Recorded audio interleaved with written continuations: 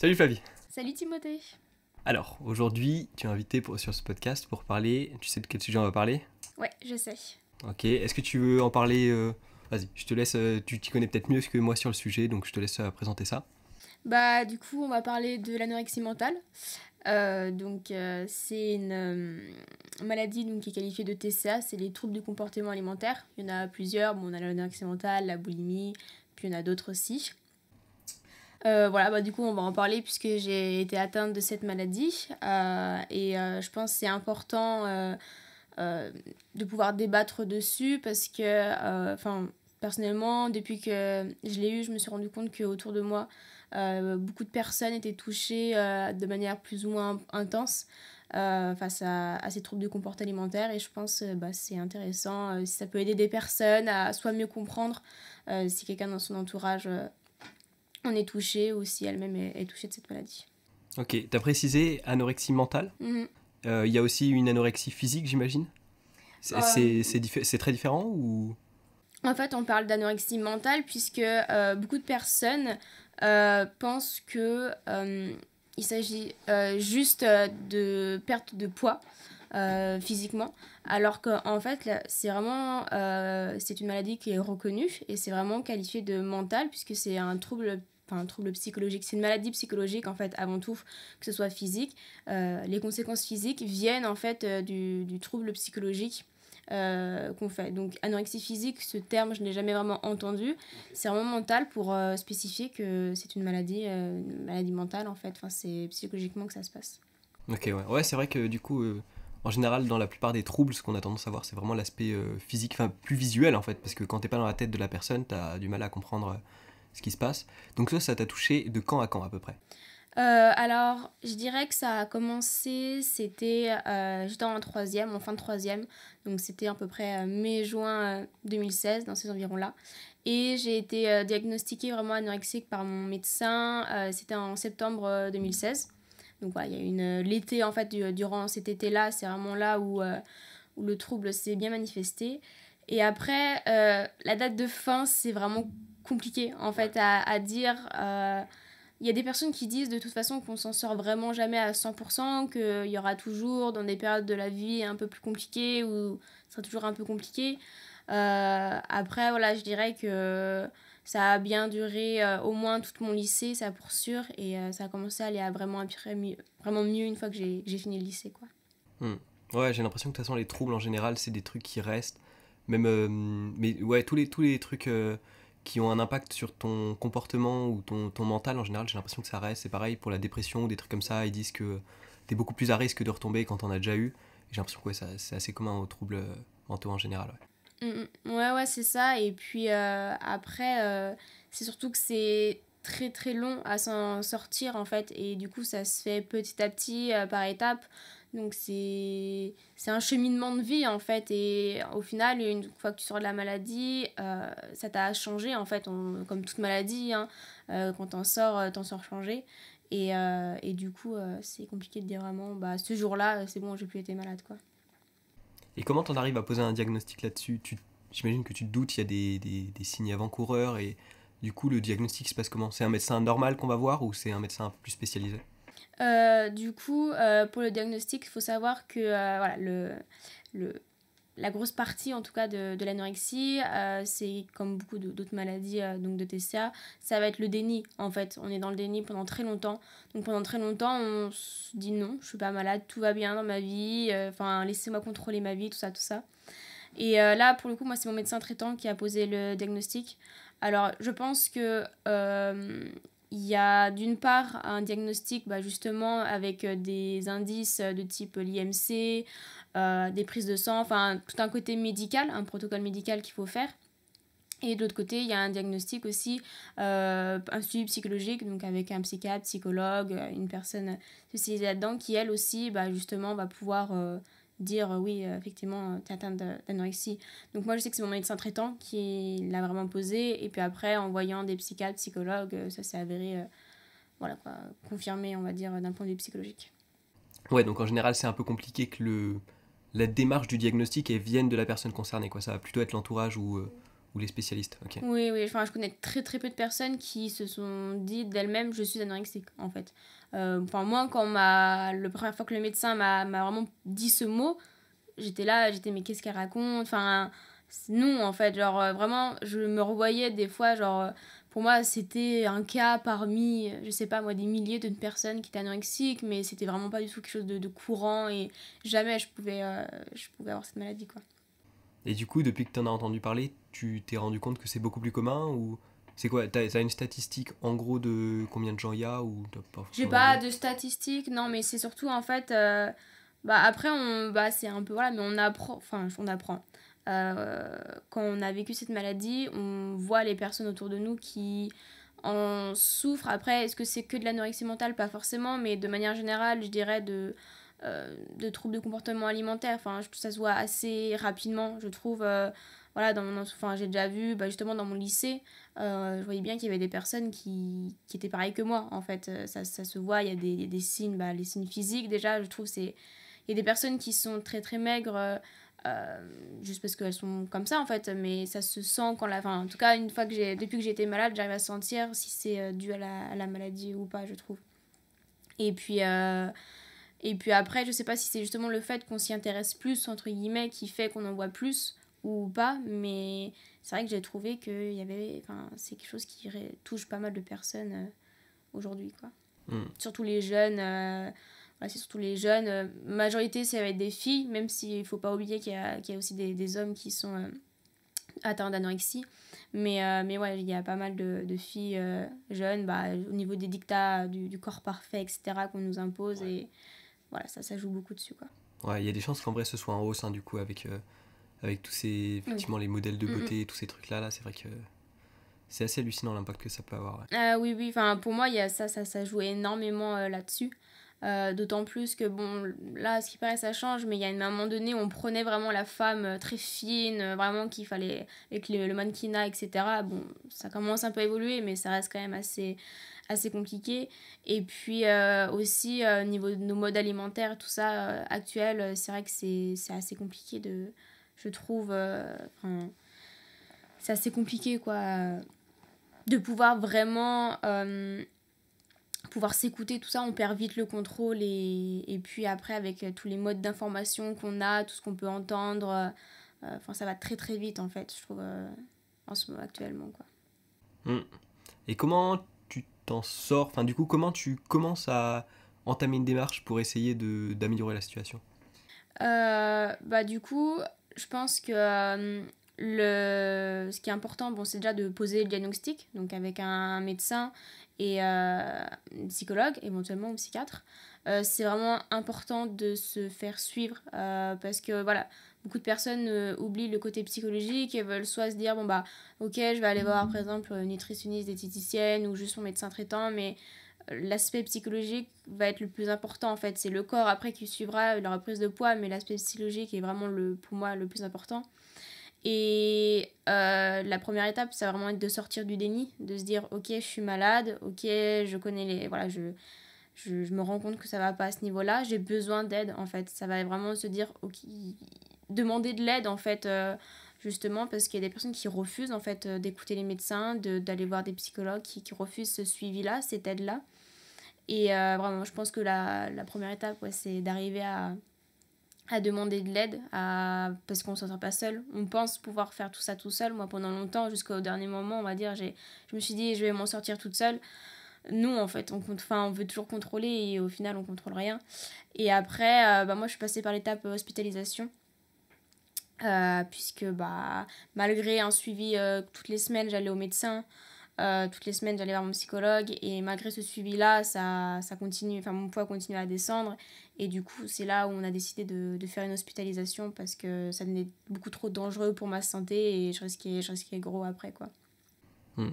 T'as dit jusqu'au dernier moment. Mm. Du coup, c'était juste avant que tu sois hospitalisé. C'était un seuil critique en gros. Ouais, c'est ça, je sais pas comment je sais pas s'ils ont vraiment une barre, on va dire, DMC, tout ça, mais voilà, mon poids était descendu trop bas et ça devenait trop dangereux, surtout qu'à côté, j'ai continué à faire pendant très longtemps du sport, j'allais en cours, j'étais active et tout ça. En plus, c'était la période, bah voilà, on commence à arriver Donc j'ai été diagnostiquée en septembre, on arrive à l'hiver, tout ça, un peu la période un peu compliquée quoi, avec le froid, etc.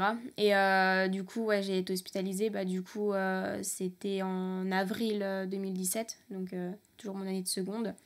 Et c'est là où voilà, on a dit que c'était trop critique. Et on voyait qu'en fait, malgré les efforts, je reprenais pas de poids, tout ça. Donc voilà, faut les poser l'hospitalisation. T'as dit que tu risquais gros. C'était quoi en gros les risques? Est-ce que tu... Le risque le plus gros qu'on peut, c'est la mort. Hein. Il y a des personnes qui meurent d'anorexie. Par quoi? Insuffisance cardiaque, un truc comme ça? Non, ça ce serait plutôt en cas d'obésité en général, non? Ouais, c'est plutôt, je pense, arrêt cardiaque. À ce niveau-là, parce que voilà, les battements du cœur ralentissent jusqu'à s'arrêter. Donc c'est plus arrêt cardiaque ou dysfonctionnement rénal ou ce genre de choses. Parce qu'il faut penser qu'en fait, vu qu'on se sous-alimente totalement, qu'on n'a pas assez de nutriments, le corps va vraiment juste venir juste nourrir les organes vitaux en fait. Donc on va avoir le cerveau, le cœur et un peu justement au niveau système digestif c'est très très ralenti, un peu les reins quoi. Et voilà, le risque le plus grave ça va être donc la mort. Après il y a on pourrait en citer des risques. Il y a des risques du coup de fractures, beaucoup de risques de fractures à ce niveau là puisqu'on a les os très fragiles. Moi personnellement j'ai fait de l'ostéoporose. Donc on a les os qui sont très fragiles. On va avoir après des symptômes qui vont être plus, ça c'est plus des symptômes physiques, mais on parle beaucoup justement de perte de cheveux, les ongles qui vont tout casser, ce genre de choses. Il y en a qui vont même jusqu'à perdre leurs dents. Ça va être vraiment en fait ton corps qui dépérit en fait. On peut avoir aussi, j'ai pas trop eu, mais je sais qu'il y a des personnes qui ont beaucoup, quand les os frottent trop au niveau de la peau, on peut avoir justement de grosses irritations, ce genre de choses, quoi. Ouais, les os, je pense qu'il y a effectivement ça, et puis il y a aussi surtout le fait que vu que t'as plus t'as pas forcément de gras, mais de muscles autour de tes os, plus ils vont bien encaisser les chocs, donc c'est vrai que doublement, ça doit être encore plus dangereux. T'as eu des fractures à cause de ça, toi? Non, et j'ai eu beaucoup de chance parce que je faisais du judo. Ah oui, c'est vrai, oui. Je faisais du judo et du coup, le judo, j'ai continué jusqu'à mon hospitalisation en fait. J'étais à un poids et je faisais des compétitions parce que j'avais un niveau. Et maintenant que j'y repense, je me dis mais comment je faisais? Je me rappelle, je ressortais de mes entraînements, j'avais des bleus de partout sur les jambes et j'en avais de partout tout le temps. Quand j'y repense, c'était atroce quoi. Les entraînements, c'était devenu vraiment...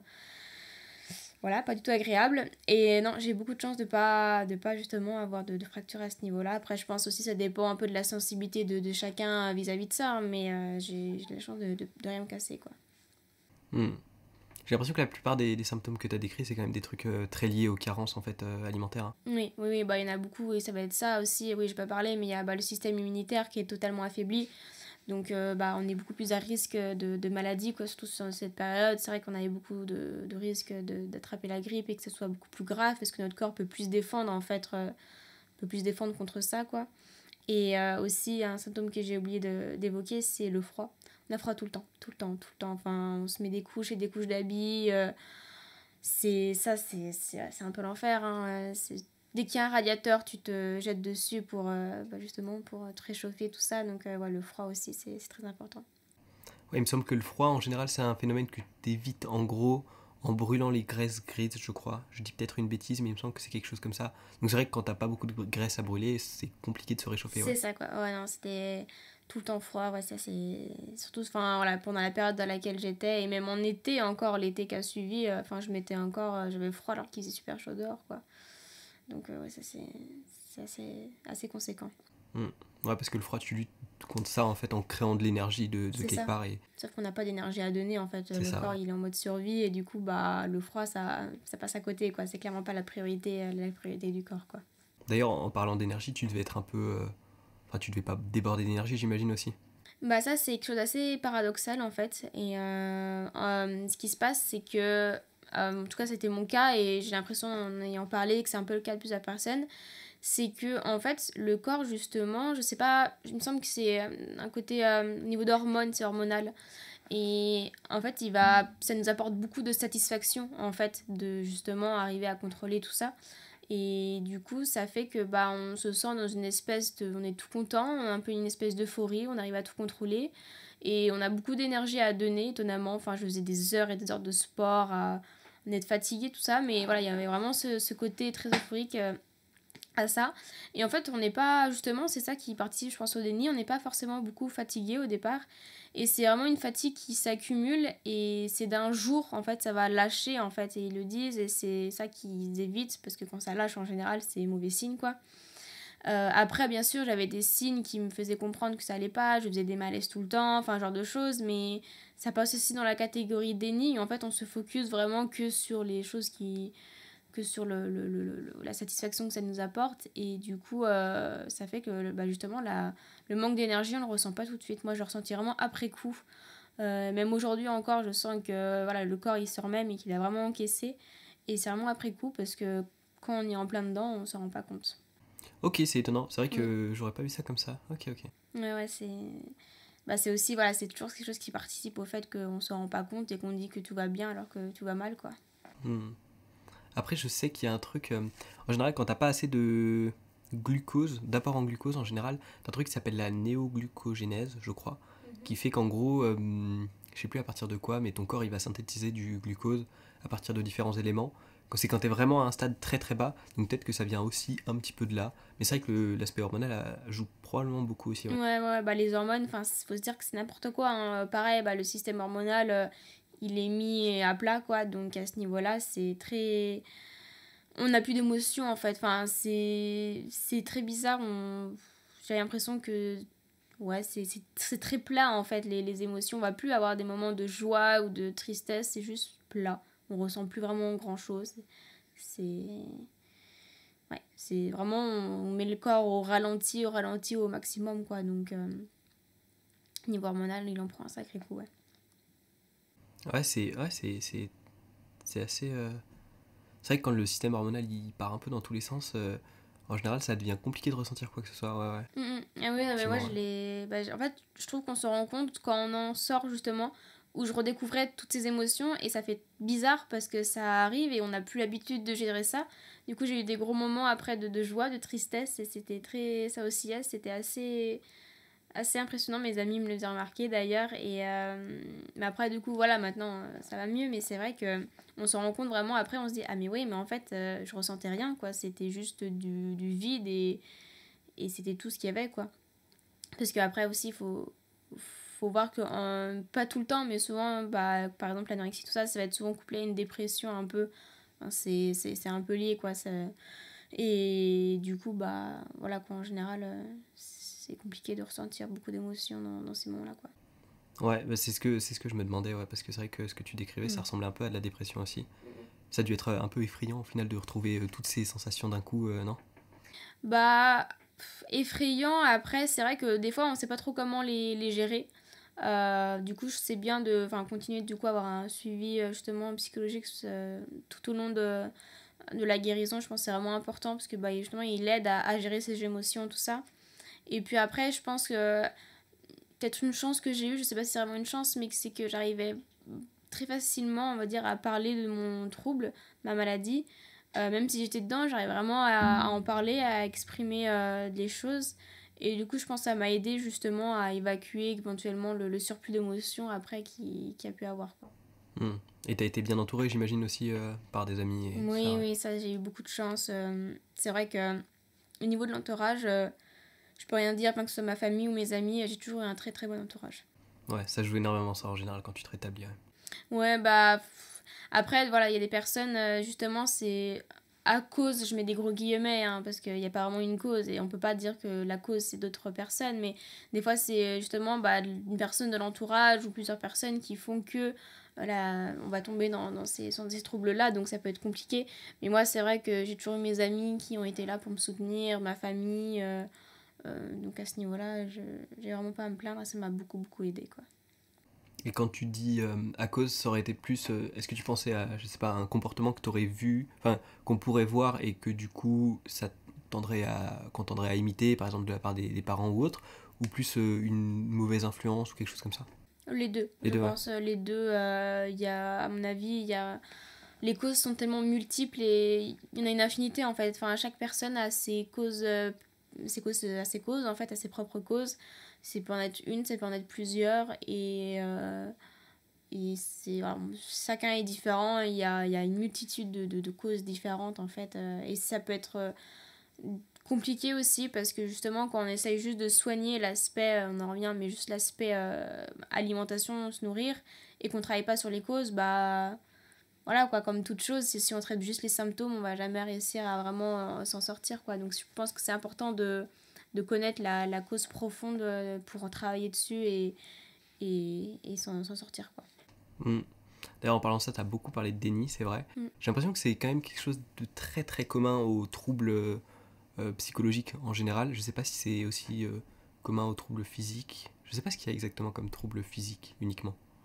Je pense qu'il y en a pas tant que ça qui sont pas liés à la psyché aussi. Hein.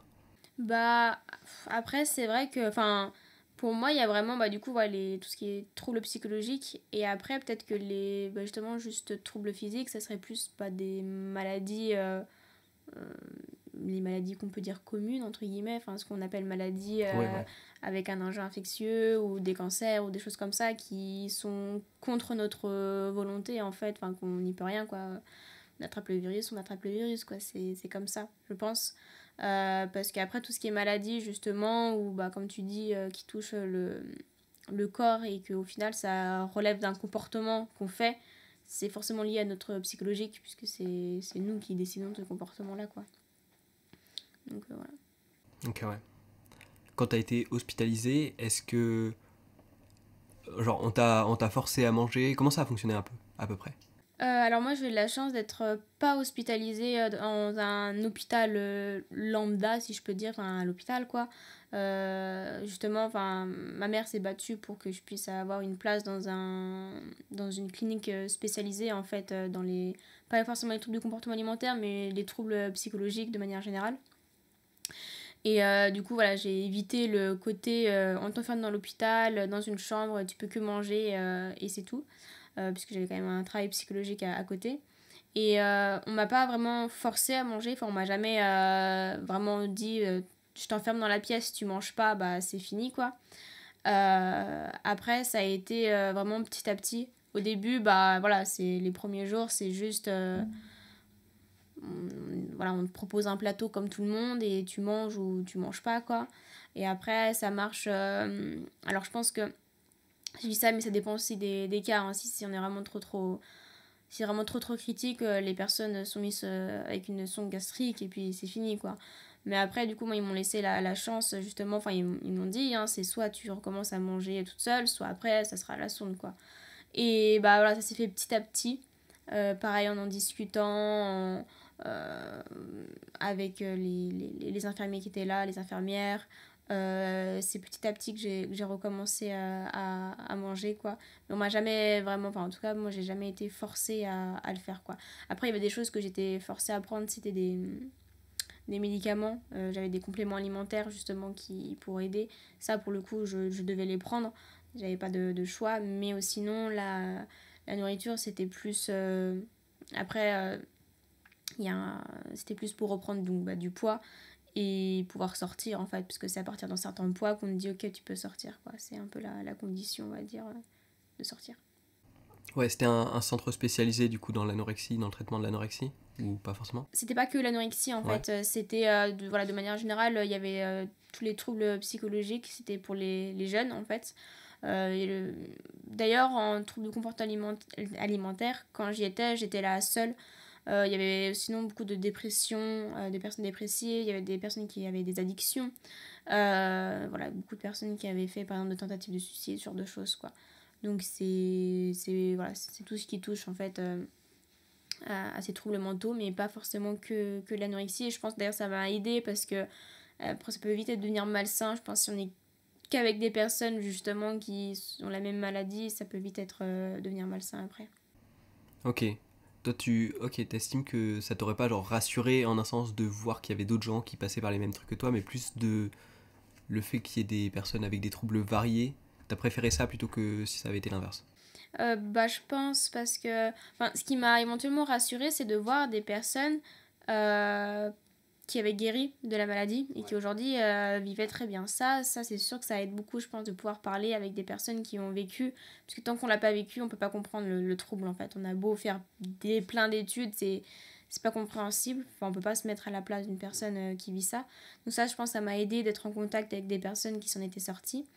Par contre, des personnes qui étaient en plein dedans en même temps, je pense pas que ça aide parce qu'on se compare tout le temps, en fait. Ouais. Et clairement, si jamais je voyais que dans l'assiette de l'autre, elle mangeait un petit pois en moins que moi, bah, j'allais pas le manger, quoi. Enfin, c'est vraiment très, très poussé et on est tout le temps à se comparer.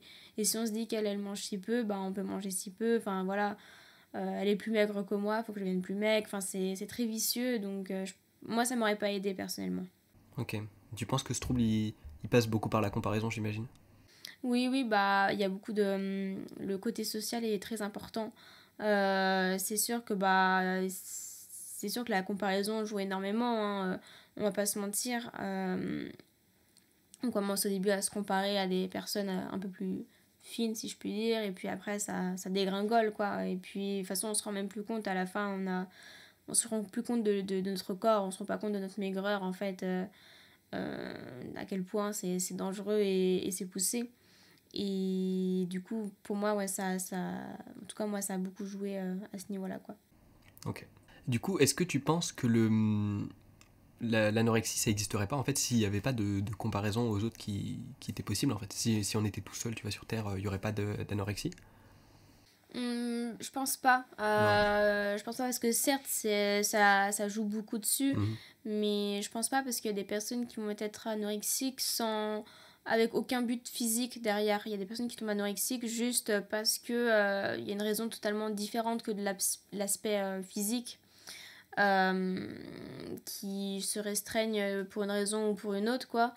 Et je pense pas que c'est un vecteur, certes, qui a beaucoup joué pour moi, mais je pense pas que la maladie est forcément reliée à ça. Ok, ok. Et peut-être la question est un peu indiscrète, mais est-ce que tu te faisais vomir ou des trucs comme ça? Parce que c'est quelque chose qu'on retrouve pas mal en général dans l'anorexie. Alors moi, du coup, ça s'appelle... ça s'appelle... Je faisais que de l'anorexie, entre guillemets, restrictive. Ça veut dire que je me suis jamais fait vomir, parce que ça me... Je peux... Voilà, j'arrivais... Enfin, je n'ai même pas essayé, en fait. Ça m'a... Je sais pas, c'est jamais quelque chose que j'ai fait. Juste, bah, je mangeais rien, clairement, et je faisais beaucoup, beaucoup de sport. Je me dépensais énormément à côté. Voilà, c'est ça. Et après, il y a aussi eu des phases un peu... au tout début, où j'avais un peu des phases de boulimie, mais sans me faire vomir. Donc, c'était plus peut-être de l'hyperphagie. Mais non, je me suis jamais fait vomir. Ok. T'as parlé d'hyperphagie, c'est quoi? Ça me dit pas grand-chose. Alors, je suis pas spécialiste, donc peut-être que je vais me tromper, mais pour moi, il y a justement la boulimie, ça va être le fait de manger vraiment, des crises de boulimie, on appelle ça, c'est sur un laps de temps assez court en général, enfin c'est court, ça peut durer quelques heures, quoi. Ingurgiter une quantité de nourriture qu'on peut pas imaginer, en fait, à se faire vomir, quoi. Genre, après, on va faire vomir. Et l'hyperphagie, c'est euh, juste, on mange beaucoup, beaucoup, beaucoup, beaucoup, mais on compense pas derrière avec justement le fait de se faire vomir, quoi. Et ça, c'est juste des signaux du corps. Enfin, quand j'ai commencé à le restreindre, bah, il disait, mais qu'est-ce que tu fais? J'ai faim, j'ai faim. Et du coup, c'est des compulsions qu'on a alimentaires et on va se jeter sur un paquet de gâteaux, un paquet quelconque qui nous vient sous la main, quoi. Ok. T'as parlé de sport. Est-ce que t'as observé comment on pourrait dire ça? De l'impact de ton anorexie sur le sport? Je veux dire, par exemple, au niveau de la musculation, sur ta récupération, sur ta création de muscles, etc. Est-ce que des fois, vraiment, t'avais l'impression de ne pas progresser justement parce que t'avais pas les apports? Ou est-ce que vraiment, t'avais tellement d'énergie qu'au final, tu t'en rendais pas compte? La musculation, je l'ai commencé après. Tu l'as En commencé fait, après, ok. vraiment, quand j'étais anorexique, je faisais du judo depuis très longtemps, donc ça, j'ai toujours continué. Et après, avec la maladie, j'ai commencé à me mettre à courir, chose que je faisais absolument pas avant. Et j'ai commencé aussi à faire du sport un peu chez moi, euh, genre du hit, enfin, genre de choses, quoi, pour se dépenser, quoi. Sur le judo, clairement, oui, ça a été. La perte de poids a joué énormément. J'avais plus de muscles, donc j'arrivais plus rien à soulever. Enfin, oui, clairement, mes performances ont chuté à la baisse, hein, on va pas se mentir, hein.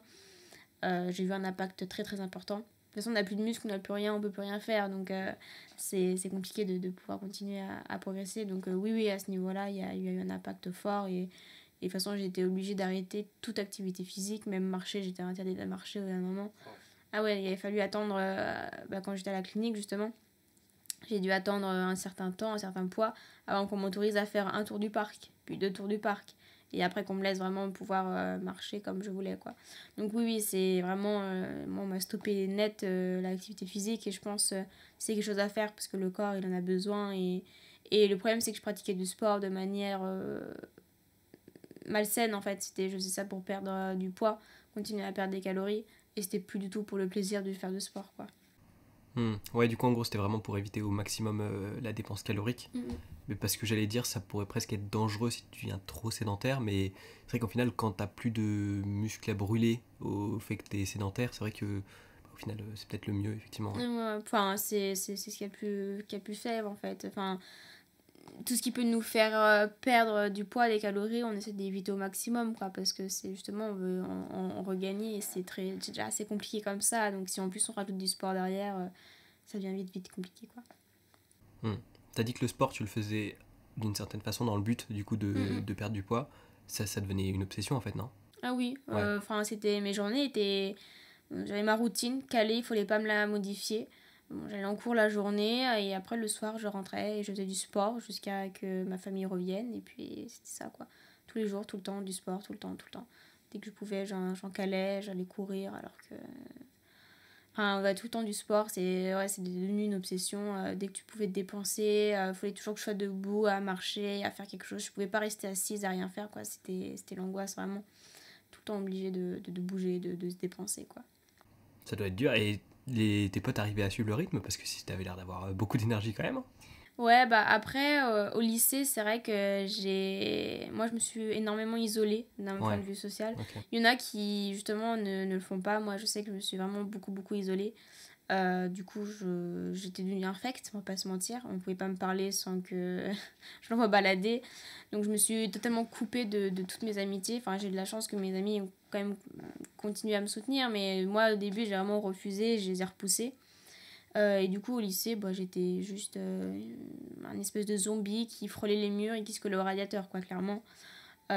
C'était plus, voilà, en rentrant chez moi ou avec le peu d'énergie qui me restait, j'allais faire du sport le soir, quoi. C'est faux, et quand tu m'en parles, j'ai vraiment l'impression qu'il y a beaucoup de points communs aux troubles mentaux. Et effectivement, tu m'as parlé de déni, et là tu me parles d'isolement social. C'est vrai que j'avais prévu de te poser la question. Ouais, c'est vrai que ça a forcément un impact social, effectivement. Ouais, bah, il est très important et faut pas le négliger, quoi, parce que à ce niveau-là, c'est vrai que c'est très compliqué et je trouve que c'est une des plus dures à retrouver, entre guillemets, parce que quand on s'est coupé de tout contact humain, de toute interaction, etc., pour retrouver après, c'est compliqué. On sait plus comment forcément agir. On sait plus comment les gens réagissent, ce qu'ils disent, comment interpréter les choses. Et c'est très compliqué, je trouve, justement à retrouver ça. Et pendant longtemps, je me suis sentie à côté, en fait. Même si j'ai commencé à retourner aller vers les gens, bah, j'étais là parce que j'étais là, mais je me sentais pas du tout intégrée à tout ça, en fait, quoi. Genre, j'ai l'impression d'être un peu étranger au groupe de personnes qui pouvaient se former, tout ça. Donc ouais, ça a été très compliqué à ce niveau-là de retrouver, de trouver son identité et de savoir vraiment qui on est et ce qu'on vaut, quoi. Hmm. Ouais, je suis un peu passé par là aussi, donc Mm. je comprends de quoi tu veux parler. Ouais, bah voilà, quoi, chacun se construit de manière différente et pour certains, il faut passer par des phases un peu plus délicates, quoi. Mais après, ça participe aussi à sa construction, hein. Clairement, si j'étais pas passée par cette maladie, il y a plein de choses aujourd'hui qui seraient pas comme ça. Et après, voilà, je pense qu'il faut pas... C'est comme ça et ça aide à la construction aussi, à un côté. Hmm. Et du coup, j'imagine que, enfin, je sais pas si toi c'est le cas aussi, mais t'as peut-être plus tendance à imaginer que les personnes sont capables de changer, dans le sens où toi, quelque part, à un moment, t'étais aigri envers tout le monde et tout ça, et après tu t'es dit, bah, je veux retourner vers les autres, et du coup, peut-être que tu disais que les autres devaient te donner une deuxième chance, et du coup, peut-être que maintenant, t'as plus cette capacité à donner des deuxièmes chances aux gens. Je sais pas si ça te parle. Je Ouais. pense qu'on a beaucoup aussi plus d'empathie pour les personnes, vraiment. On arrive plus à facilement à comprendre justement quand une personne se sent mal.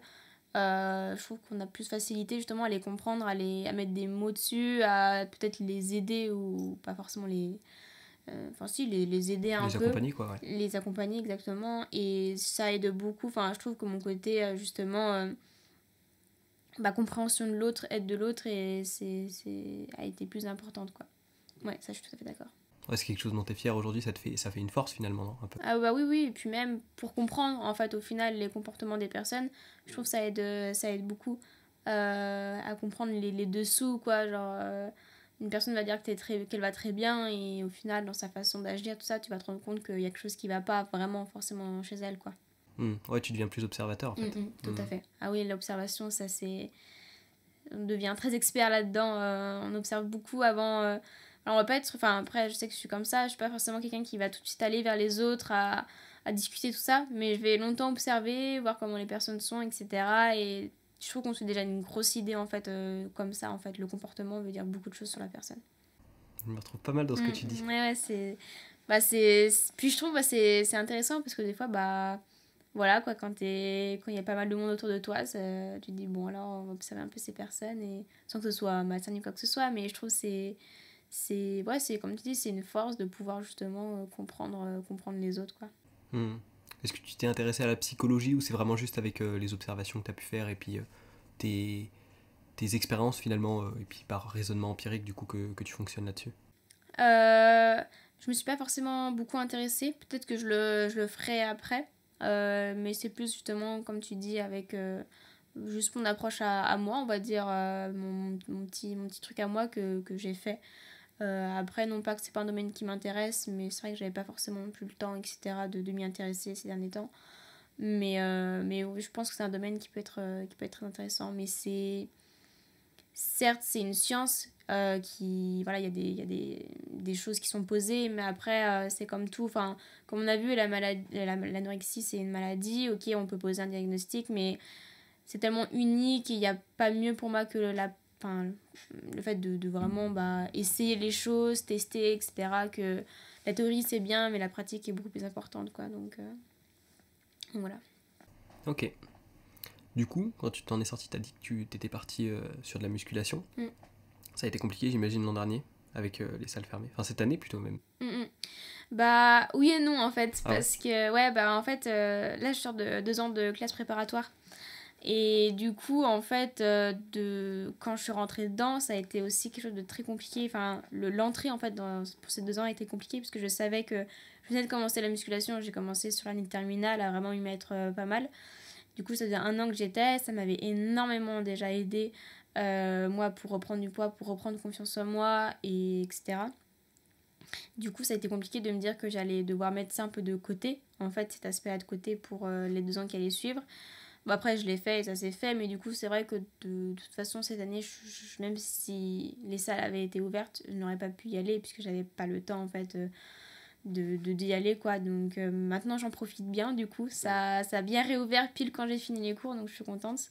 Mais du coup, voilà, c'est vrai que là, j'ai quasiment pas fait de sport pendant 2 ans, ce qui était un risque aussi à prendre, hein, parce que j'étais très fragile quand je suis rentrée encore dans ces études. On s'est dit, c'est qui tout double, hein, soit ça passe, soit ça passe pas. Donc ça va passer, donc tant mieux. Mais ouais, j'ai presque pas fait beaucoup de sport, et du coup, maintenant... par contre, là, je pense que je vais vraiment en profiter. Alors, je fais pas mal de sport, que ce soit du coup la musculation. J'aimerais reprendre aussi le judo, parce que j'ai été coupée en plein milieu, et qu'au final, c'était aussi un sport que j'aimais beaucoup. Et après, voilà, quoi. Et ça n'a pas été trop dur de se mettre à... Parce que la musculation, quand même, ça implique de manger pas mal, hein, si tu veux progresser. Ça n'a pas été trop dur de passer de manger très peu à manger même plus que la moyenne au final, parce que tu pratiquais vraiment régulièrement? En fait, ce qui s'est passé, c'est qu'au début, j'ai commencé... Déjà, j'ai commencé la musculation en le disant. Les gens étaient au courant, c'était pas quelque chose que je faisais de caché. Les médecins étaient pas forcément d'accord, mais je leur ai pas vraiment laissé le choix. Par rapport à quoi? Au fait d'en parler ou au fait de t'y mettre? Au fait de m'y mettre. Ok. Genre, ils étaient un peu réticents, et et je leur ai dit que je voulais absolument, enfin voilà quoi, c'était pas négociable. Et du coup, c'est vrai que ça a été un peu, enfin c'était un peu, je suis fière de l'avoir réussi à le faire, puisque c'est vrai que la musculation pour les filles c'est encore très tabou, je trouve. Enfin, on va pas se mentir, enfin moi quand je vais sur le plateau de musculation, il n'y a pas beaucoup de filles, etc. Et j'avais peur, entre guillemets, du regard que les gens allaient pouvoir porter sur ça. Mais c'était quelque chose qui me tenait vraiment à cœur de pouvoir essayer de commencer. Et du coup, bah, j'ai de la chance d'avoir j'ai un grand frère qui, lui, en pratiquait déjà depuis un moment, qui a pu un peu me tutorer, on va dire, dans mes débuts. Et au début, voilà, je faisais vraiment ça très tranquille chez moi, juste avec quelques paires d'haltères. Commencer, au début, je faisais une séance. Voilà, il m'a vraiment bien carré. Et pour ce qui est justement de manger en quantité suffisante, bah, en fait, ce qui s'est passé, c'est que là, j'ai réussi, en fait, pour la première fois depuis le début de la maladie, à juste laisser quelqu'un gérer un peu mon alimentation, dans le sens où les quantités, c'était pas moi qui décidais, on me mettait justement les quantités qu'il fallait. Et après, quand j'ai commencé à m'inscrire en salle, justement pour éviter que ce soit des blessures ou enfin, au niveau de l'alimentation, j'ai pris un coach personnalisé, coach sportif. Personnel que personnalisé.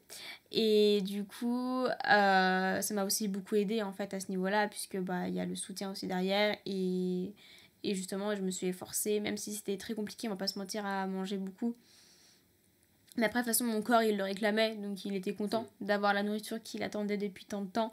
Donc certes, les débuts sont compliqués parce que ton estomac est tout petit, qu'il faut qu'il grossisse, mais au final, tu te rends vite compte que même avec les quantités que je mangeais, des fois, il me demandait encore. Donc voilà, ça peut être des fois aussi compliqué un peu à appréhender cette perte en fait de repères au niveau des sensations alimentaires. Et c'est pour ça, je pense que c'est important de justement ne pas juste se dire qu'on va se fier à ce qu'on ressent, mais vraiment d'avoir quelqu'un derrière qui puisse pas poser certaines limites, quoi.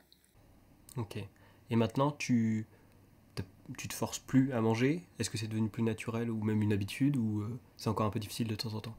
Bah là, du coup, enfin là, cette année, c'était vraiment plus... enfin, normal, qu'on va dire, entre guillemets. Puisque, voilà, mine de rien, j'ai appris énormément de notions au niveau de la nutrition. On se renseigne beaucoup, donc je suis pas mal calée à ce niveau-là. Du coup, je peux me permettre de pas forcément. Enfin, voilà, on connaît à peu près les compositions des aliments, ce qui est recommandé, etc., entre guillemets. Donc ça a aidé, c'est sûr. Après, là, du coup, vu que je vais me remettre pas mal au sport, peut-être que, allez, éventuellement, un jour, je referai un point, on va dire, pour être sûr que ce que je mange soit en adéquation avec le sport que je vais reprendre. Mais sinon, là, actuellement, là, non, je fais un peu au feeling, on va dire, quoi, selon ce que j'ai envie. Hmm. C'est vrai qu'on a tendance souvent à parler de la perte de poids en Mm. général dans notre société aujourd'hui. Mais c'est vrai que la prise de poids est difficile.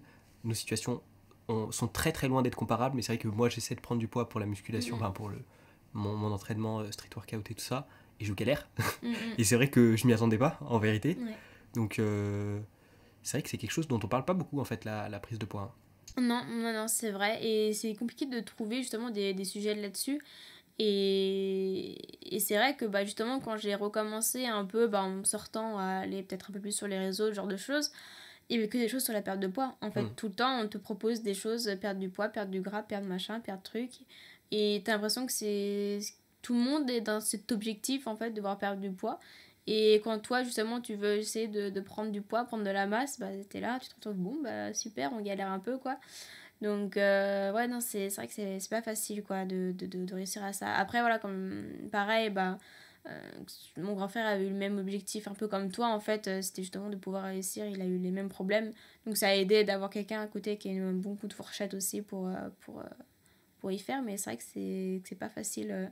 Je trouve il n'y a pas assez de ça, et je trouve ça même dommage parce que au final, on se rend compte que bah, beaucoup de personnes en fait juste se sous-alimentent, mangent pas assez, et en ayant étudié pas mal tout ça, en fait bah, juste elles n'arrivent pas à perdre du poids parce que leur métabolisme a été mis totalement au ralenti, et du coup bah, ils vont continuer à descendre leurs calories, et voilà, en fait c'est pas la solution. Pour moi, vraiment, on devrait tous repasser par une phase de justement remanger suffisamment, et ça aiderait beaucoup plus, quoi. Mais j'ai l'impression quoi, le fait qu'il y ait sur internet, il y a que ça, il y a 3000 régimes possibles, c'est que des trucs pour perdre du poids, ça influence beaucoup. C'est vrai que moi, quand j'ai commencé l'entraînement, j'étais déjà en train de me dire je suis en perte de poids et tout, en perte de graisse, alors que c'était pas du tout approprié, j'étais loin d'être gros, même. C'est vrai que quand j'avais fait un podcast avec mon pote Arturo, il m'avait dit, on s'était vu 3 semaines, hein, c'était un pote mexicain, il m'avait dit, moi je me rappelle de toi, t'étais relativement fin, c'est vrai que j'étais loin d'être gros, et pourtant, voilà, sachant que moi j'étais pas dans l'objectif d'atteindre le corps parfait, mais c'est juste, j'entendais tout le monde parler de perte de poids de partout, que je me disais, bah, c'est la seule solution en fait, il n'y a pas d'autre alternative. Et c'est vrai que ça matrixe un peu en fait ce truc. Hein. Ah oui, non mais je suis tout à fait d'accord. Enfin, c'est triste en fait de juste avoir ces dictats en fait de physique à atteindre, tout ça.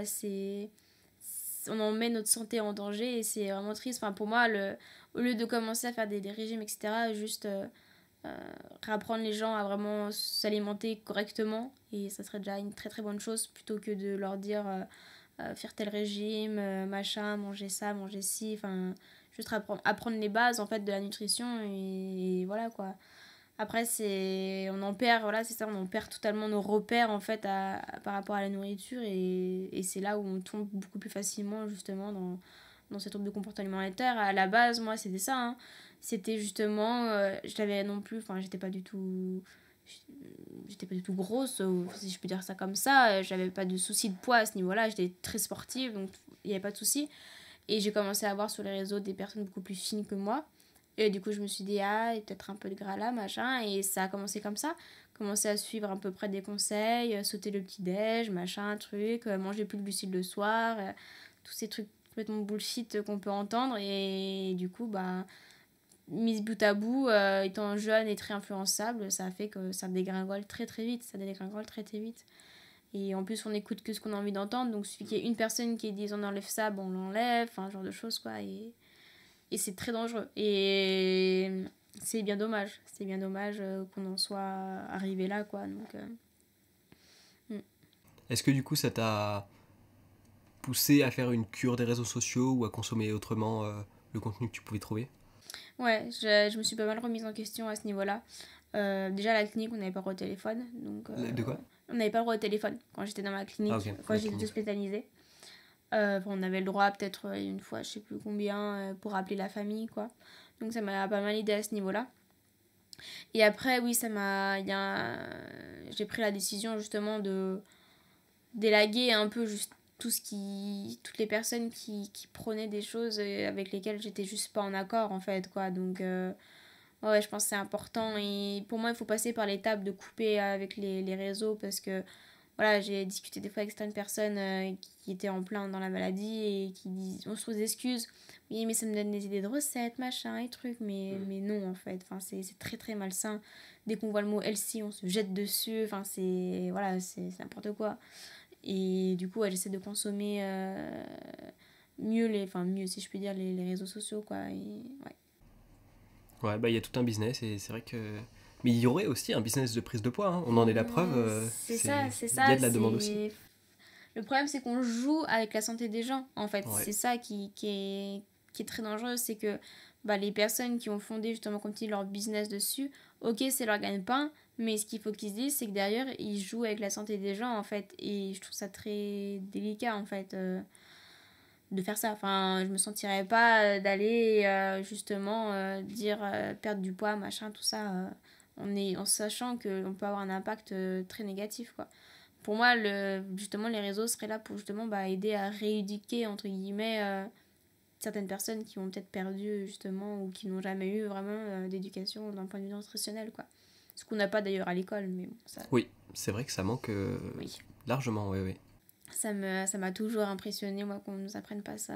Enfin, en fait, on nous apprend pas à s'écouter, tout simplement, écouter nos besoins.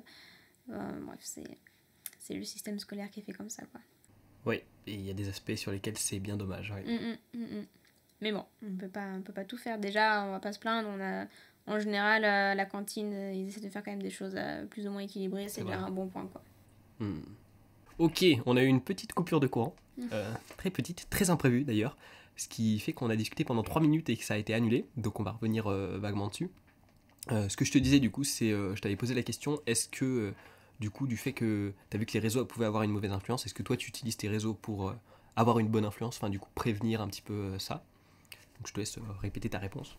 Du coup, ce que j'ai fait, c'est que quand je commençais à me sentir déjà mieux, en fait, que je recommençais un peu à reprendre, un peu de la vie, j'avais créé justement un compte Instagram à ce moment-là. Pour justement l'alimenter en fait beaucoup surtout de photos de repas que je pouvais prendre, ce qui m'aide en fait à, donc au début ça m'a surtout aidé à, à avoir une certaine diversité dans mon alimentation, puisque si je voulais avoir un contenu qui se répétait pas non plus, ça m'a permis de retester certains aliments, de tester de nouvelles choses, etc. Ça m'a aidé aussi à avoir des quantités quand même qui étaient à peu près correctes, on va dire, même si à cette époque déjà je mangeais suffisamment. Et puis mine de rien, ça a créé une petite communauté autour de ça, pouvoir partager aussi un peu avec mon coach qui avait aussi qui était pas mal sur les réseaux, pouvoir partager un petit peu cette expérience. Après je suis pas arrivée non plus avec l'étiquette je suis anorexique, puisque c'était pas le but non plus de ce compte. Je voulais pas qu'on m'étiquette en fait, je voulais justement enlever cette étiquette de moi. Donc voilà, il m'a beaucoup aidé à ce niveau-là. Puis j'ai commencé à partager aussi un peu le fait que j'ai de la musculation, etc. Bon, après, malheureusement, j'ai dû l'arrêter, enfin le mettre un peu de côté, puisque j'ai commencé la prépa et que j'avais plus le temps en fait. J'avais enlevé Instagram, hein, clairement, pour pas perdre du temps dessus, on va dire. Du coup, j'ai dû arrêter. Et puis là, maintenant que j'ai fini, je vais commencer un peu à le reprendre, l'alimenter un peu de nouveau. Peut-être, je sais pas au niveau du contenu ce que je vais mettre, mais je pense continuer à partager pas mal de nutrition, d'alimentation, puisque c'est un domaine qui m'intéresse énormément. Et j'apprends beaucoup dessus, etc. Et je pense que ça peut être pas mal de le partager à ce niveau-là.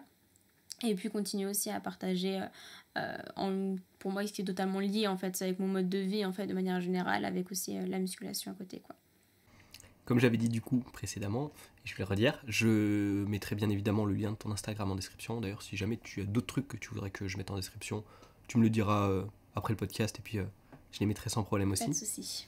J'ai bien aimé le terme que tu as utilisé, alimenter en contenu. C'est un terme très approprié du coup. Et puis ouais, on espère que ça va redémarrer prochainement, ce compte. Ouais. Là, normalement, je devrais être plus active dessus, parce que, normal, quoi, j'avais arrêté. Et je trouve le partage d'expérience est toujours très intéressant à faire. Et je trouve que c'est ça qui fait la beauté, en fait, des réseaux sociaux, quoi.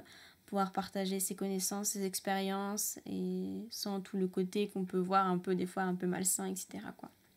Ouais, en vrai, le partage d'expérience, quand c'est vrai, c'est vachement intéressant, ouais. J'adore. Après, moi, je sais que je pense que j'étais pas assez développée pour connaître ça. Je sais pas si toi, t'as eu beaucoup, justement, tout ce côté un peu négatif qu'on peut entendre des fois, des commentaires qui viennent te descendre pour aucune raison, enfin, des gens qui ont juste de la haine à donner gratuitement. Je sais que j'ai jamais connu ça. Je sais pas si toi, J'en ai eu un peu, mais pas tant que ça, tu vois. Ouais. Genre, c'est franchement, ça passe, tu vois. Il y en a eu sur certains podcasts, il y avait des commentaires. En fait, vu que souvent je parle de sujets que je connais pas forcément trop, tu vois, en fait, par exemple, l'anorexie, tu vois, je savais globalement ce que c'était, mais j'en ai jamais vécu. Je me suis pas renseigné de ouf non plus dessus, donc parce que tu peux pas te renseigner sur tous les sujets non plus. Je prends quand même des invités qui ont des parcours vachement différents. Et du coup, j'ai reçu des commentaires genre comment tu peux faire un podcast là-dessus sans être renseigné, des trucs comme ça. Voilà, après, tu le prends personnellement ou pas, moi ça va, je m'en fais pas trop là-dessus. Je me dis, bon il était pas content, très bien. Pour un pas content, il va y en avoir je sais pas combien qui seront contents que j'ai fait ça, donc c'est pour eux que je le fais, quoi. Donc il y a pas trop de soucis.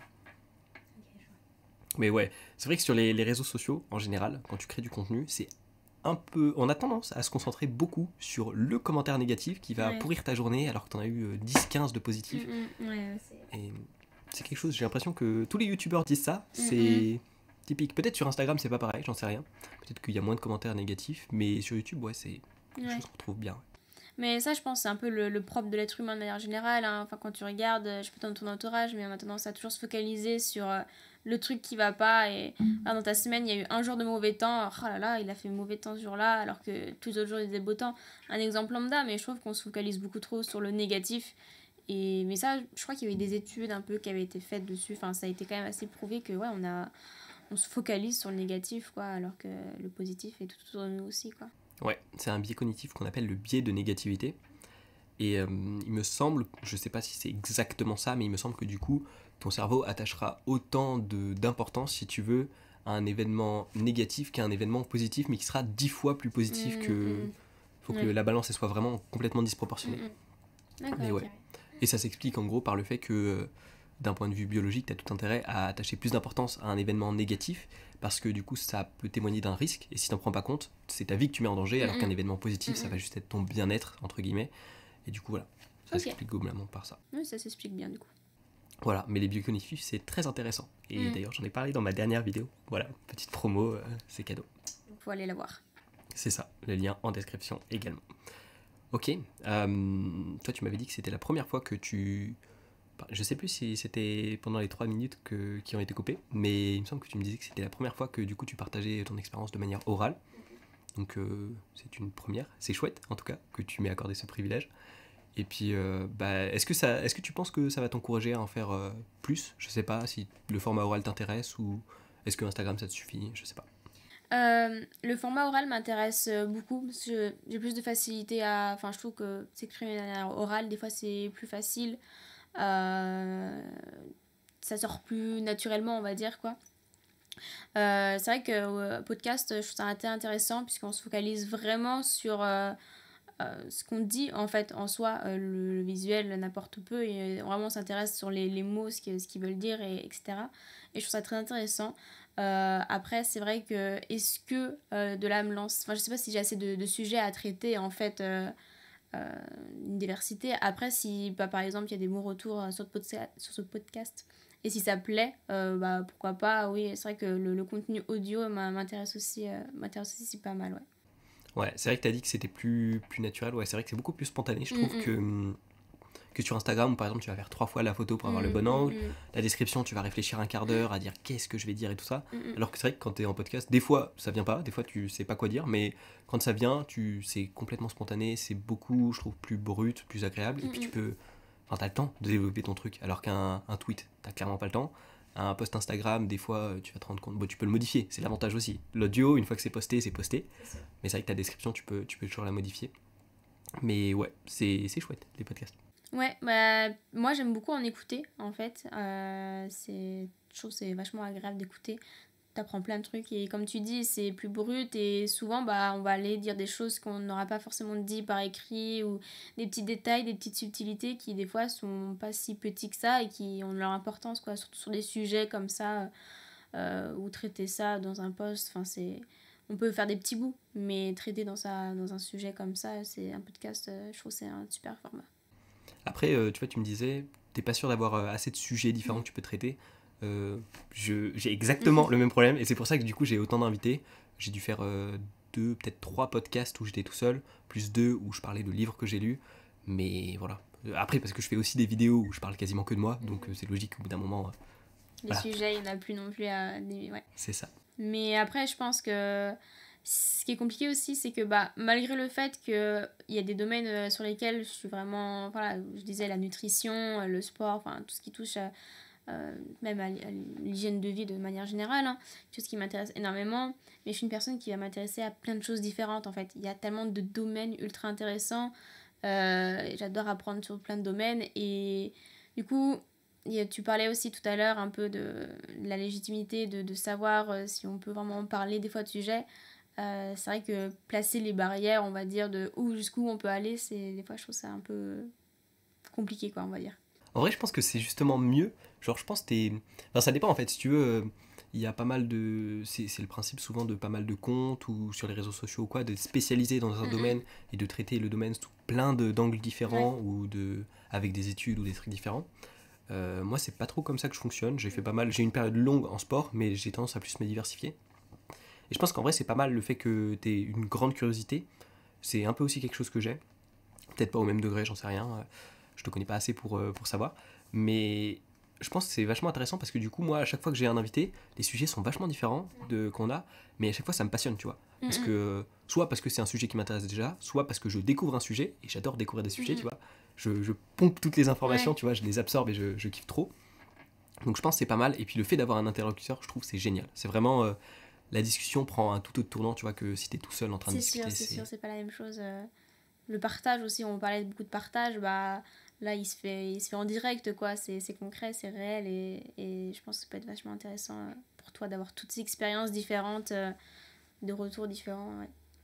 C'est ça, ouais, c'est naturel, parce que tu sais, parler tout seul pendant 2 heures devant un écran et un micro, c'est pas giga naturel, tu vois. Si t'as pas un peu d'expérience, souvent, c'est souvent d'ailleurs ce qu'on retrouve, il y a pas mal de gens quand ils font leur première vidéo ou leur premier podcast, ils ont l'air un peu gênés. Moi, ça va quand j'ai fait mes premiers podcasts parce que j'avais déjà 2-3 ans d'expérience sur YouTube. Donc, je commençais à avoir l'habitude de parler devant une caméra. Mais c'est vrai que c'est souvent ce qu'on retrouve. Moi, j'ai l'impression que tous les invités que j'ai eus, ils avaient pas trop de problèmes. Je sais pas si c'est parce que je portais un peu le truc dans le sens où t'inquiète, je suis là, ici il y a un souci, on gère, tu vois. Ou si le fait que justement on soit en discussion, ça rendait le truc plus normal en fait, plus banal. Mais c'est vrai que c'est juste une question d'expérience en fait, je pense, dans le truc. Ouais. Et puis après, une fois que t'es à l'aise, tu peux traiter un peu tous les sujets avec tout le monde et c'est cool. Ouais, c'est sûr, ça aide. Mais le fait que justement, bah, comme tu disais, tu nous poses les questions au fur et à mesure, c'est sûr que ça aide parce que, voilà, tu me dis au début, juste parle de l'anorexie, bon, je vais m'éparpiller un peu dans tous les sens, mais c'est vrai que ça structure aussi, mine de rien, un peu les questions au fur et à mesure, quoi. Bah après, c'est bien de partir dans tous les sens, tu vois, tu traites un peu le sujet sous tous les angles, mais quand t'as une ligne directrice, c'est plus simple en fait. Oui. C'est vrai qu'on a tendance à dire qu'une contrainte, ça bride la créativité. Moi, je trouve qu'au final, ça la stimule parce que tu sais de quel sujet tu vas parler, tu vois, et donc c'est pas mal aussi. Après, le fait que ce soit moi qui pose des questions, ça peut aussi avoir des biais, tu vois, j'en sais rien. Peut-être que je vais traiter plus d'un sujet que d'un autre. D'ailleurs, je crois qu'on me l'a déjà reproché une fois dans un podcast. Je dis peut-être une bêtise, mais il me semble. Et c'est normal en vrai, parce que on peut pas penser à tout, tu vois. C'est sûr. Mais je pense que justement, la curiosité qu'on a l'air d'avoir tous les deux, c'est vachement intéressant parce que du coup, le moindre truc qu'on te dit, tu vois, tu peux rebondir et tu peux. C'est sûr que ça aide. Après, je pense que bah, les personnes que, comme tu dis, déjà tu fais sur le biais du volontariat. Donc, voilà, à partir du moment où on vient ici pour pouvoir partager notre expérience, c'est qu'on a aussi justement envie de communiquer avec les gens et d'en parler et tout ça, quoi. Puis, bah, c'est des sujets, pour le coup, où je peux dire que je maîtrise, entre guillemets, quoi, parce que, bah, voilà, quoi, en ayant vécu la chose, c'est sûr qu'on peut en parler aussi. On est à ce niveau-là, on a des choses à dire, quoi, des ressources à donner. C'est ça, ouais. Bah, de toute façon, les personnes que j'invite en général, c'est pas. On peut dire qu'ils sont pas légitimes à 1 milliard de % parce qu'ils sont pas forcément spécialistes, si tu veux, genre dans le sens où ils n'ont pas étudié la question à part par leur propre expérience. Mais justement, on parle de partage d'expérience et du coup, c'est pas le spécialiste qu'on recherche, mais c'est plus la personne qui a vécu l'expérience. C'est ça. Donc voilà, ça dépend aussi de l'approche qu'on a, mais le fait que j'invite des gens qui parlent de différents domaines, c'est vachement, je trouve, c'est super intéressant. Bah, ça apporte un peu de variété aussi. Puis comme tu dis, tout ton contenu, de manière générale, il est aussi super varié, donc ça va dans la continuité de ça aussi, quoi. C'est clair, ouais. Bah, le volontariat, c'est clair que si je prenais un random dans la rue et que je disais, viens, on va enregistrer un podcast là maintenant, on parle d'un truc qui te concerne, tu choisis. Ouais. C'est là, waouh! Ouais, ça fait, ouais. Mais ouais, je trouve c'est. Puis même, ça, mine de rien, pour nous, je pense, enfin, ça dépend lesquels sujets, mais ça aide aussi, justement, comme je disais, de mettre des mots, des fois. Bon, là, moi, ça va beaucoup mieux, mais juste parler de ça, je trouve ça, même d'un point de vue personnel, ça peut aider, quoi, genre, à te libérer de certaines choses, etc. Bah, j'avais cru entendre, je sais plus où j'avais entendu ça, mais le fait que la discussion, c'est la meilleure manière de réfléchir, en fait, parce que tu vois si. En vrai, il y a tout le langage corporel de l'autre et puis comment il va réagir. Tu vois si tu as été compréhensible, si tu dois affiner ta pensée, ton opinion, etc.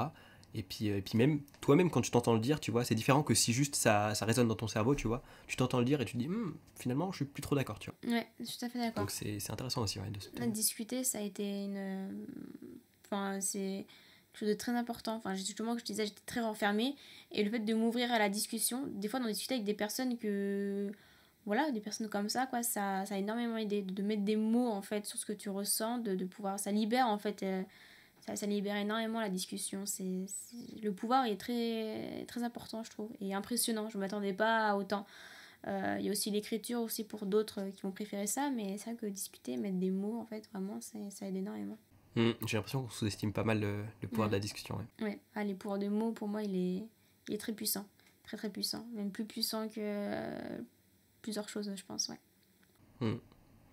Écoute, je vais te poser 2-3 questions ouvertes. Est-ce qu'il y a des conseils que tu aimerais donner à aux gens qui pourraient être victimes d'anorexie ou autre. Être victime d'anorexie, tu penses que c'est le terme approprié ou plutôt qui vivent de l'anorexie? Je sais pas comment tu... Bah moi, pendant très longtemps, j'ai dit je suis anorexique. Ok. Il faut pas dire ça, parce que si tu dis je suis... Enfin, le fait d'être anorexique, c'est vraiment que tu te mets l'étiquette, justement, cette Ok, étiquette. Et je trouve ça... Enfin, on me l'a dit, et après réflexion, je me suis dit, ouais, c'est vrai. Vraiment, bah, justement, tu t'entretiens ce truc, bah, je suis anorexique, c'est comme ça. Et non, c'est vraiment une maladie. Comme je vous dis, j'ai la grippe, bah, voilà, j'ai l'anorexie, je suis touchée par cette maladie, mais elle me définit en aucun cas, et c'est en aucun cas quelque chose que je vais rester toute ma vie, quoi.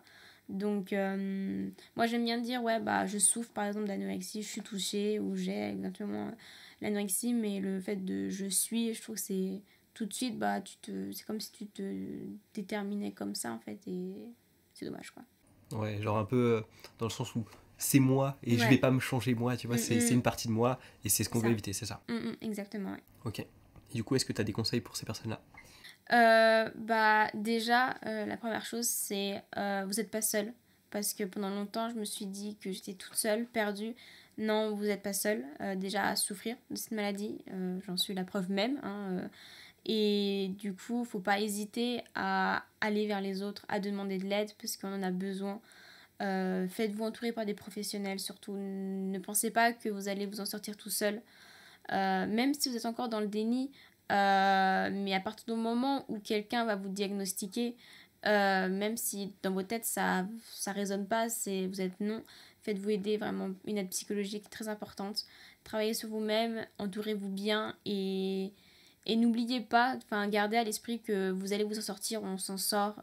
Ça peut paraître très dur, on peut avoir des grosses baisses de morale, il y aura des hauts, il y aura des bas, il y aura des rechutes qui peuvent être des fois même plus violentes que le début de la maladie. Mais ça en vaut la chandelle parce qu'une fois qu'on s'en sort, bah, on vit les choses différemment, beaucoup plus intenses, je trouve personnellement. Et voilà. Et voilà. Genre vraiment, si vous en souffrez, n'hésitez pas à en parler autour de vous. Si vous avez besoin, enfin moi je sais que ça m'a aidé justement d'en parler avec des personnes qui en étaient sorties. Donc si vous avez besoin de conseils ni quoi que ce soit, n'hésitez pas aussi. Enfin, je suis sûre, il n'y a pas de souci, je peux donner des conseils, etc. Donc voilà.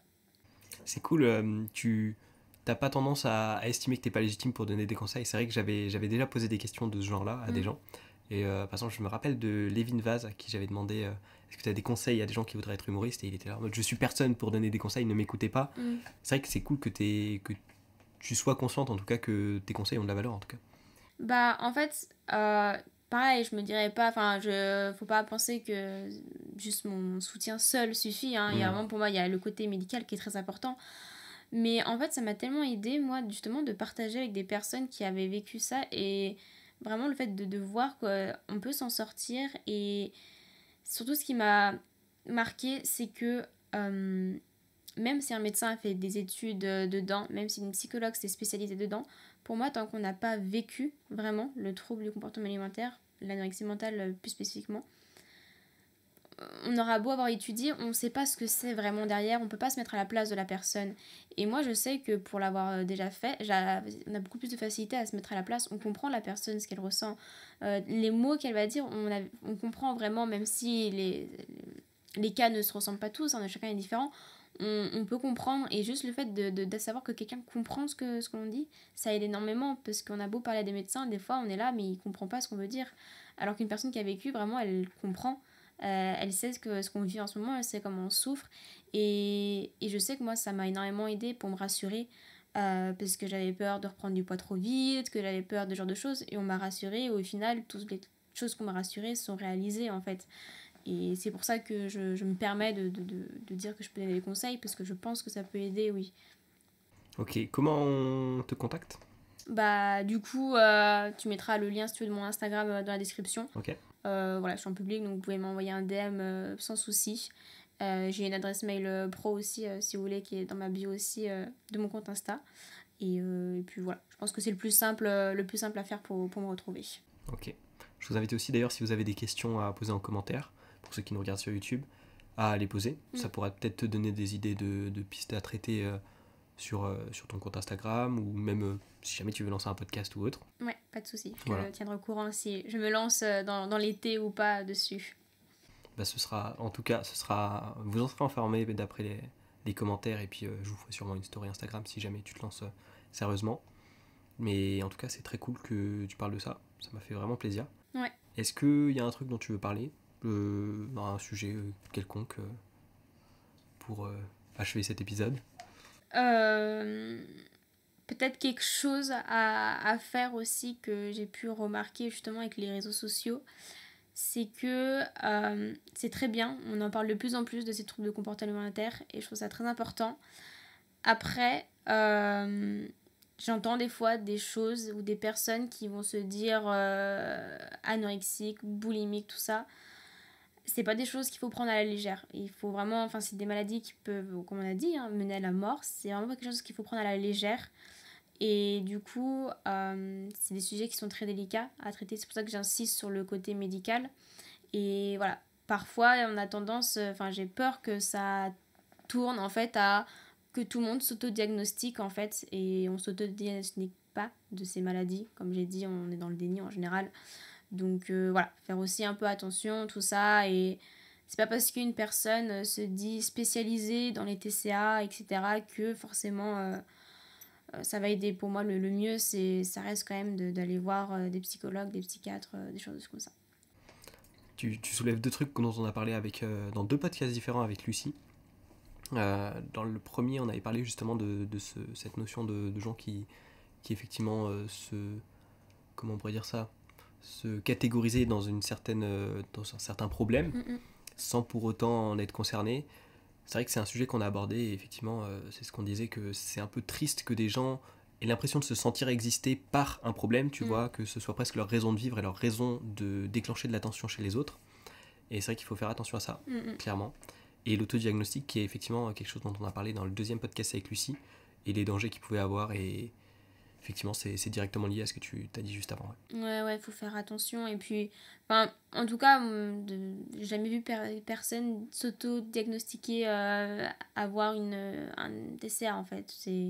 En général, c'est un médecin qui le dit, quoi, parce que nous, on est dans le déni, quoi. Donc voilà, je pense que le partage d'expérience, tout ça peut aider, mais il faut pas juste se reposer en fait là-dessus, quoi. Il y a derrière tout un travail, et puis un travail sur soi aussi, qu'on n'a pas forcément beaucoup développé, mais il y a un travail sur soi qui est très important à faire. On aura beau avoir toute l'aide du monde, si on refuse de guérir, on guérira jamais en fait. C'est à soi aussi de se dire que c'est stop maintenant, quoi. Donc il y a ça aussi important à prendre en compte. Est-ce que tu as des sources d'informations sur l'anorexie que tu veux partager? Que ce soit des livres, peut-être des podcasts aussi, j'en sais rien. Alors j'ai pas c'est vrai que moi j'ai fait des recherches un peu comme ça. Ouais.